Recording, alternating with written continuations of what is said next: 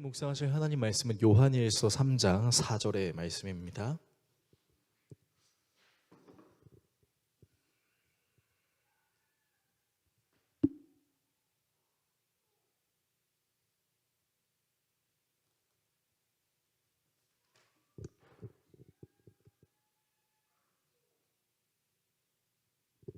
신약성경 390페이지 정도에 있는 요한일서 3장 4절의 말씀. 오늘은 말씀이 한 구절이므로 우리가 같이 한 목소리로 이 말씀을 읽어봤으면 좋겠습니다.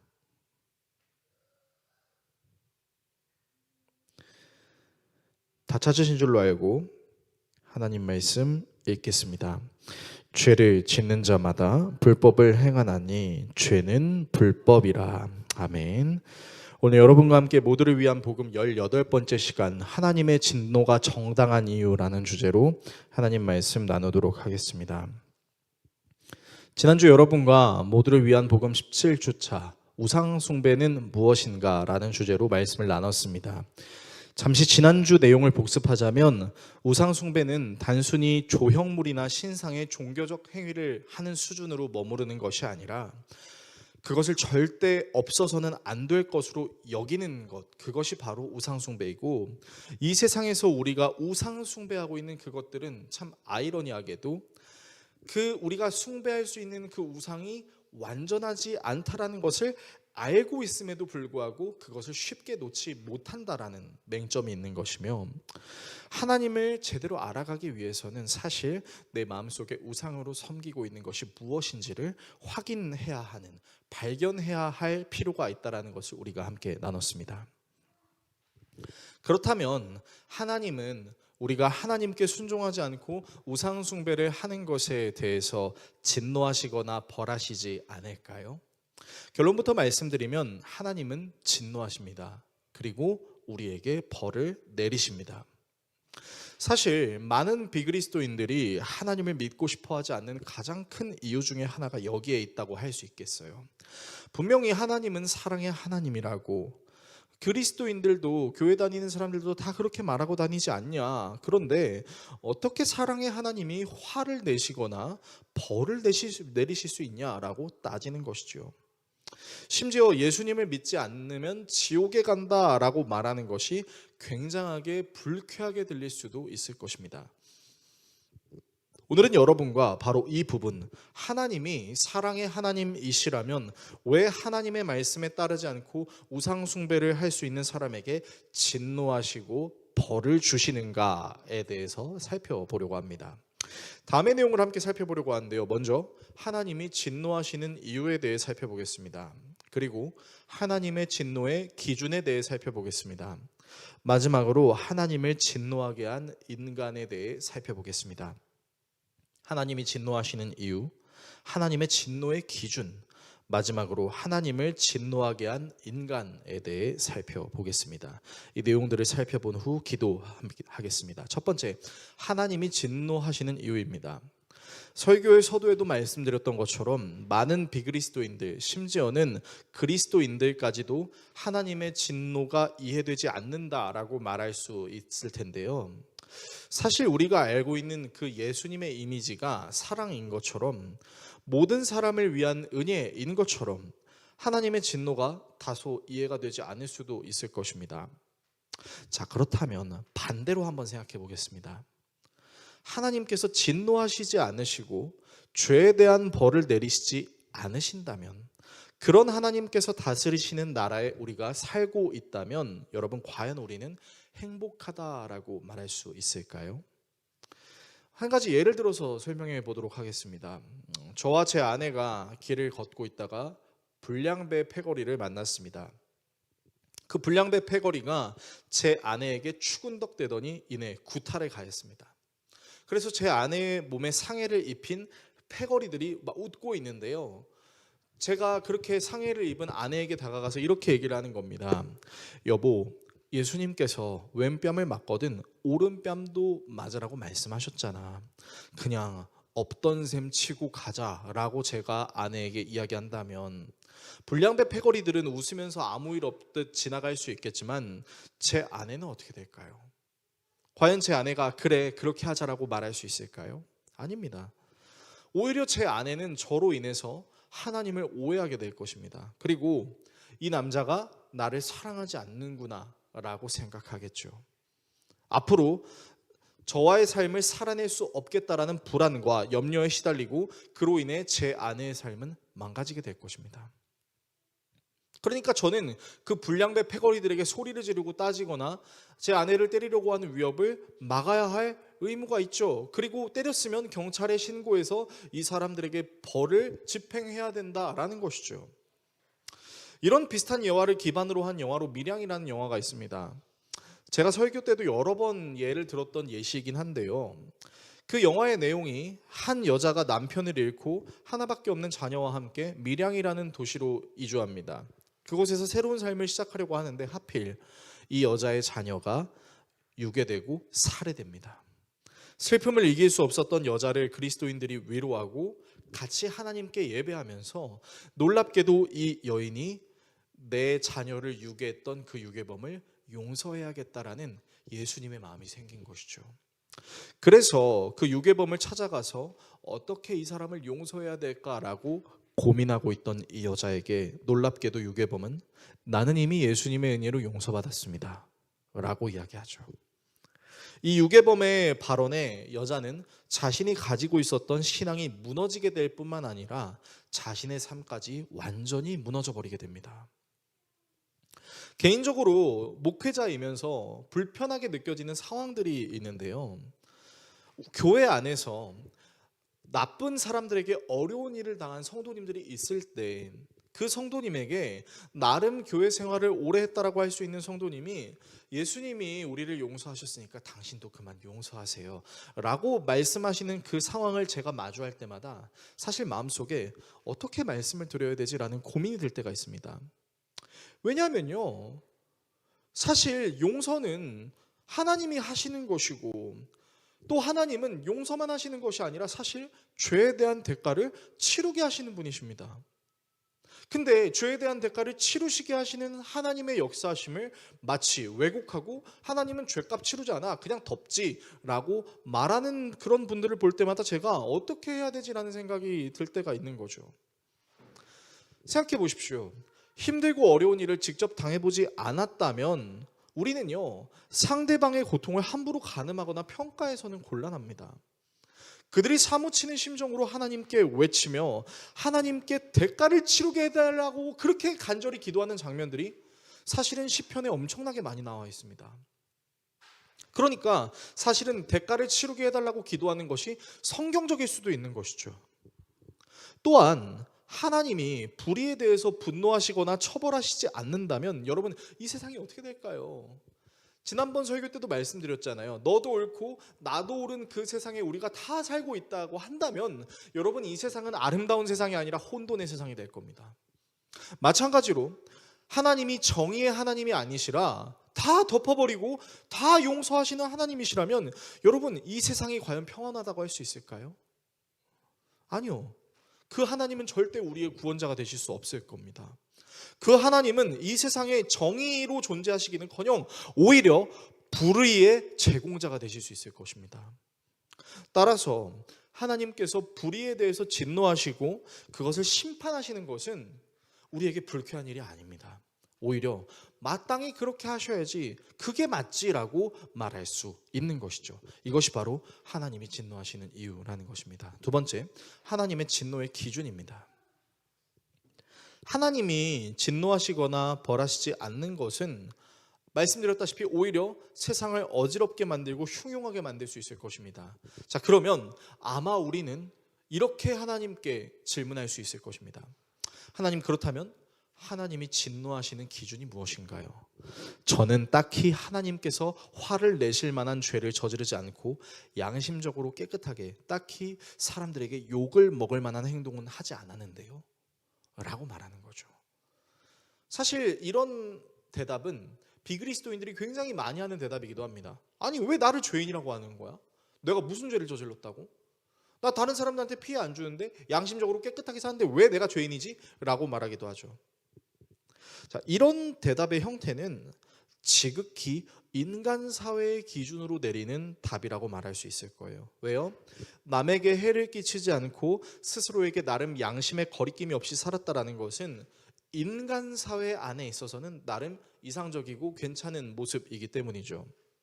그러나 하나님께서 우리에게 죄라고 말씀하시는 것은요, 우리가 속해 있는 인간 사회의 틀을 기준으로 삼고 있는 것이 아닙니다.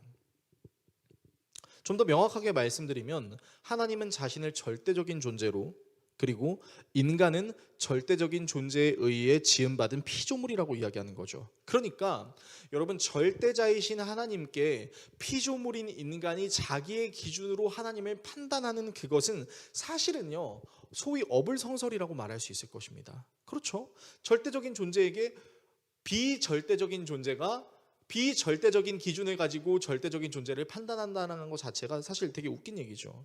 마치 이런 겁니다. 반려동물이 자신의 모든 것을 케어해주는 주인을 자기 멋대로 휘두르려고 하는 거랑 똑같은 거죠. 자, 예를 들어서 설명해 보겠습니다. 자대 배치를 받은 이등병이 있었습니다. 자, 이 이등병이 훈련소를 떠난 지 얼마 되지 않았기 때문에 아직 군기가 제대로 들어가지 않은 상태에 있었어요. 그런 상태에서 자기 앞에 일병이 지나가고 있었습니다. 근데 군대에서는 하급자가 상급자를 볼 때마다 거수 경례를 해야 합니다. 충성이라는 손날을 들어서 경례를 해야 되는 거죠. 근데 이 이등병이 일병한테 경례를 하지 않았어요. 그러면 일병은 이렇게 얘기할 겁니다. 이등병아, 상관을 보면 거수 경례를 해야 되는 것이 군법이야. 다음부터는 똑바로 해, 알겠지? 라고 이야기하겠죠. 뭐 요즘은 옛날만큼 구타와 가혹행위가 없으니까 조인트를 까는 일은 없을 겁니다. 그런데 말입니다, 이 이등병이 군사령부의 장으로 있는 별 4개의 장군이 자기 앞을 지나가는데 거수경례를 하지 않는다면 여러분은 어떻게 판단하시겠습니까? 아마 군대를 다녀오신 남자분들은 다 한마디 했을 거예요. 아직 개념이 장착되지 않았나? 아니면 어떻게 이런 일이 일어날 수 있지라고 생각을 할 수 있을 겁니다. 여러분, 사성 장군은요, 여러 군부대를 지휘할 수 있는 권한을 가진 대단한 존재입니다. 그런 대단한 존재에게 이등병이 경례를 하지 않는다라는 것을 과연 그냥 넘어갈 수 있는 군인이 어디 있겠습니까? 또 다른 예시를 들어보겠습니다. 자주 편의점이나 마트에 가서 자잘한 것들을 수년 동안 도둑질한 사람이 있었습니다. 자, 그렇게 수년 동안 도둑질하던 이 사람이 경찰에게 붙잡혀서 법정에 서게 됐습니다. 그런데 그 법정에는 이 도둑질한 사람만 있는 것이 아니라 또 다른 한 사람이 있었어요. 이 사람은 지나가고 있는 한 어린아이를 납치해서 성적으로 범죄를 저지른 사람입니다. 판사는 도둑질을 했던 사람에게 3년의 그 교도소행을, 성범죄자에게는 20년의 교도소행을 판결을 내렸습니다. 자, 그런데 그 자리에 있는 성범죄자가 판사에게 이렇게 얘기하는 겁니다. 이보시오 판사님, 나는 고작 1시간 정도 안 되는 시간에 죄를 저질렀지만 내 옆에 있는 저 도둑은 수년 동안 도둑질을 했는데 왜 수년 동안 도둑질을 한 저 사람보다 1시간도 안 되는 시간에 범죄를 저지른 내가 더 큰 죄를 받아야 되는 겁니까? 라고 따지는 거죠. 자, 여러분이 만약에 이 판결을 내리신 판사님이라면 여러분은 어떻게 대답하시겠습니까? 아니, 솔직히 말해서 이게 대답할 가치가 있는 질문입니까? 그럼에도 불구하고 그렇게 얘기할 수 있을 것입니다. 당신이 저지른 죄와 저 사람이 저지른 죄는 죄질이 다릅니다 라고 말할 수 있겠죠. 자, 이 두 가지 예시의 개념을 그대로 한번 하나님과 우리의 관계에 적용시켜 보겠습니다. 자, 아까도 말씀드렸지만 하나님은 모든 만물을 창조하시고 다스리시는 절대적인 존재입니다. 온 우주에서 가장 위대하신 분을 향해 짓는 죄가 가벼운 죄라고 말할 수 있을까요? 이등병이 사성 장군에게 거수경례를 하지 않는 것이 심각한 죄가 될 수 있는 것처럼 온 우주를 다스리시는 절대자이신 분의 말씀에 순종하지 않는 것이 가벼운 죄라고 이야기할 수 있을까요? 또 도둑질과 성범죄의 죄질이 전혀 다른 것처럼 절대적인 존재에게 저지르는 그 죄의 문제는 사실은 우리가 가볍게 여길 수 있는 죄의 문제는 아니라는 것이죠. 생각해 보세요, 여러분. 뭐 멀리 나갈 필요도 없습니다. 우리나라가 조선시대였을 때, 여러분 조선왕조실록을 보십시오. 여러분 정말 다양한 죄들이 있습니다. 왕의 얼굴을 함부로 보는 것도 죄입니다. 그리고요, 왕이 아침에 일어나서 매화틀에 자신의 대변, 용변을 보는 일을 할 때마다 여러분 신하들이 뭐라고 해야 되는지 아세요? 경하들이 옵니다 전하, 그렇게 인사를 해야 됩니다. 여러분 광해라는 영화 보셨을 때 그 장면 다 보셨을 거 아니에요. 얼마나 어이가 없습니까? 근데 경하들이 옵니다 전하라고 안 하면 죄입니다. 여러분 왕이 똥 싸는 것도 축하한다고 얘기했던 시대가 우리 조선시대에 있었다고요. 하물며 하나님의 말씀에 순종하지 않는 이 부분을 우리가 가볍게 여길 수 있을까요? 하지만 아마 여러분이 이렇게 생각하실 수도 있을 겁니다. 이 말이 논리적으로는 이해가 될 법하지만 사실은 딱히 받아들이고 싶지 않다라는 생각이 들 수도 있을 겁니다. 저는 그런 생각이 드신다면 아마 그 이유는 한 가지라고 여러분들께 말씀드리고 싶어요. 그게 무엇이냐면 사실 나는 하나님을 그렇게까지 큰 존재로 여기지 않아 라는 마음이 있을 수 있기 때문입니다. 천국, 지옥? 나는 딱히 관심 없는데 라고 생각하는 이유는 사실 하나님을 절대적인 존재로 인정하고 싶지 않은, 아니 사실 하나님 따위 없어도 나는 괜찮아라고 말할 수 있는 생각이 있어서 그런 것은 아닐까라고 말씀드리고 싶습니다. 그럼에도 불구하고 여러분께 조금이나마 권면을 드리고 싶은 것이 있습니다. 여러분 하나님을 제가 예로 들었던 게 공감이 안 되신다면 여러분들이 절대적 존재라고 생각하는 그 존재를 한번 떠올려 보십시오. 그리고 그 절대적인 존재의 말을 여러분들이 듣지 않았을 때의 상황을 한번 생각해 보십시오. 그러면 아마 여러분은 그 존재의 말을 듣지 않은 것이 죄다라는 생각이 들 수 있을 것입니다. 그래서 여러분 우리는 이 부분, 정말 하나님이라는 존재가 절대적인 존재라고 생각했을 때 그 하나님의 말을 듣지 않는 것은 사실은 가벼운 죄가 아닌 심각한 죄가 될 수 있다는 것을 한 번쯤은 생각해 볼 필요가 있다라는 것이죠. 세 번째, 하나님을 진노하게 하는 인간입니다. 자, 이쯤에서 여러분들께 말씀드리고 싶은 것이 있습니다. 자, 그렇다면 하나님은 무작정 화를 내시는 분이신가? 라고 저에게 말씀하신다면, 질문하신다면 전 아니라고 말씀드릴 수 있습니다. 왜냐하면 성경은 하나님이 툭하면 화를 내시거나 툭하면 신경질을 내시는 분이 아니라고 말씀하고 있습니다. 오히려 여러분 성경은 하나님을 이렇게 소개해요. 출애굽기 34장 6절은요 이렇게 얘기합니다. 주 나는 자비롭고 은혜로우며 노하기를 더디하고 한결같은 사랑과 진실이 풍성한 하나님이다. 그러니까 이 말을 쉽게 얘기하면 여러분 하나님은요 굉장한 자비를 갖고 계시고 쉽게 화를 내시지 않는 분이시고요 한결같은 사랑으로 사람을 사랑하실 수 있는 절대적인 존재죠. 자, 그런데 이렇게 자비하시고 은혜로우시고 노하기를 더디하시고 인자와 사랑이 진실하시며 한결같으신 이 하나님이 화를 나게 만든다라는 것은 무엇을 의미하는 것일까요?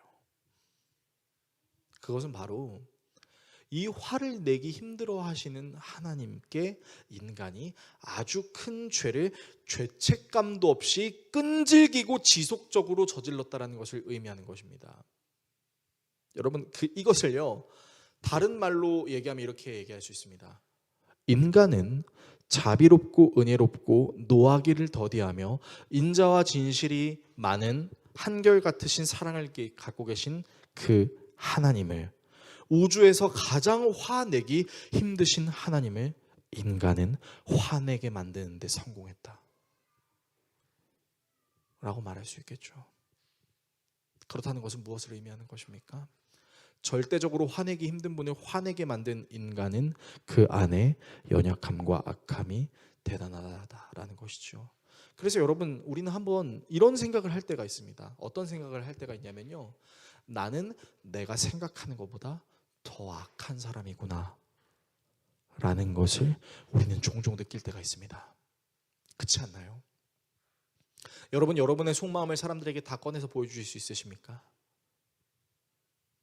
여러분 이 세상에서 사람들을 대하면서 웃고 싶지 않은데 억지로 웃는 척 해보신 적 없으신가요?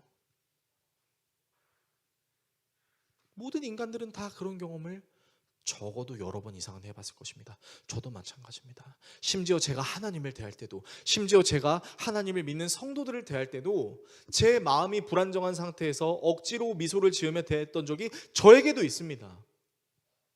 저는요, 하나님의 말씀을 대할 때마다 와, 이 하나님의 말씀에 비추어 봤을 때 나는 내가 생각했던 것보다 더 큰 죄인이다라는 생각을 할 때가 있습니다.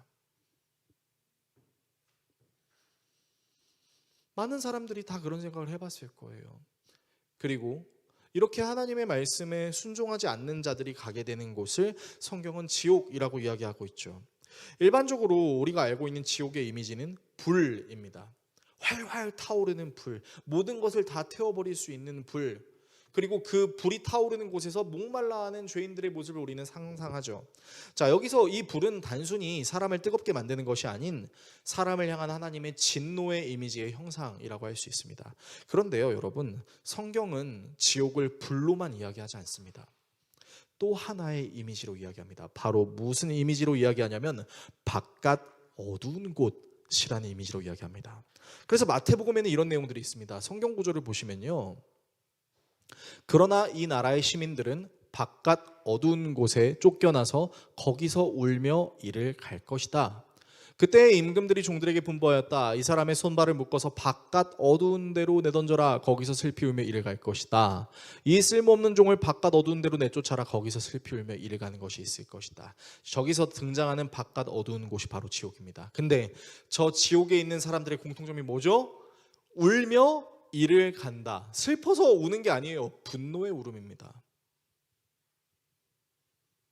나는 잘못한 게 없는데 내가 왜 지옥에 가야 되지? 나는 여전히 옳은데, 내가 말하는 게 맞는데. 그런 사람들만이 모여 있는 곳이 지옥이라는 거예요. 그런 사람들이 모여 있어서 공동체를 이루지 못하고 서로를 전혀 바라보지 않고 끝까지 나만 옳다고 생각하는 그 사람들이 모여 있는 그곳이 바로 지옥이죠.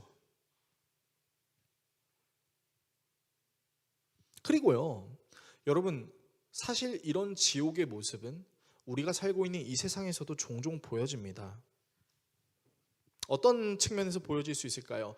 여러 가지 측면으로 보여질 수 있지만 저는 그냥 한 가지 측면으로 좀 말씀드리고 싶어요. 무엇이냐면 명확하게 그것이 옳은 것이라는 것을 알매도 불구하고 그것을 하기 싫어하는 사람들의 심리가 있다는 것입니다. 아주 간단한 예를 들어볼까요? 여러분, 우리 어린아이들도요, 콩이 몸에 좋다라는 것을 압니다. 근데요, 콩이 잔뜩 들어가 있는 밥을 보면 굉장히 싫어합니다. 싫어하는 것을 넘어서 분노하는 아이들도 있습니다. 밥 먹기 싫어요! 하고 숟가락을 내팽개치는 아이들도 있습니다. 아니, 아이들이 콩이 몸에 좋은 거 모를까요? 알아요. 근데 싫어요. 제가 콩이 들어간 밥을 예로 들었지만 사실 작년 성도들도, 이 세상에 사는 모든 사람들도요, 무엇이 옳고 그른지, 무엇이 더 좋은 것인지 머리로 아는 게 있습니다. 근데 어떻게 하죠? 그거를 나는 받아들이기 싫어하죠. 건강하게 사는 방법 몰라요? 알아요. 그렇게 살기 싫은 거죠. 귀찮고 힘들고 그냥 한순간이라도 그냥 내가 하고 싶은 대로 살고 싶어하는 연약함과 악함이 우리 모두들에게 존재할 수 있습니다. 그리고 그것은 하나님의 존재를 인식하고 있음에도 불구하고 나는 하나님을 섬기고 싶지 않아요! 라고 말하는 경우도 있죠. 교회 다니는 사람들도 있을 수 있습니다. 하나님 여기까지만요. 이 선을 넘어서 저를 컨트롤하려고 하지 마세요. 여러분, 이거는 사실 더 심각한 죄가 될 수도 있죠. 그래서요, 저는 그런 생각이 듭니다.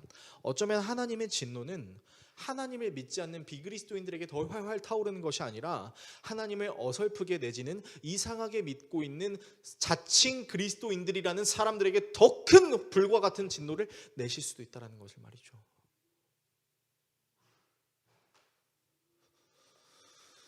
여러분, 그래서 우리는 기억해야 됩니다. 무엇을요?